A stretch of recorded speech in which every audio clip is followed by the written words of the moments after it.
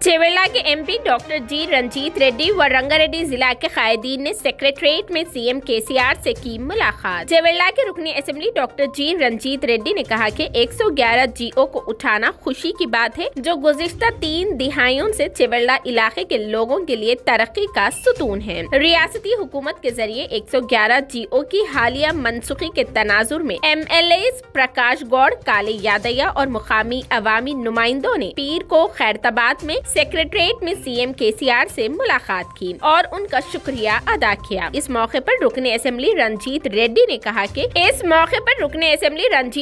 कहा कि जियो से मुतासिरा इलाकों के अवाम 111 जियो को उठाए जाने से खुश है। उन्होंने इंकिशाफ किया कि चेवेला और राजेंद्र नगर हलकों के तहत आने वाले तकरीबन 84 देहातों के लोगों को इस जियो के उठाए जाने से कई तरह से फायदा होगा। सीएम केसीआर से मुलाकात करने वालों में MLA प्रकाश गौड़, काले यादैया, KS रत्नम, गणेश गुप्ता, शिवा रेड्डी और दीगर भी शामिल थे।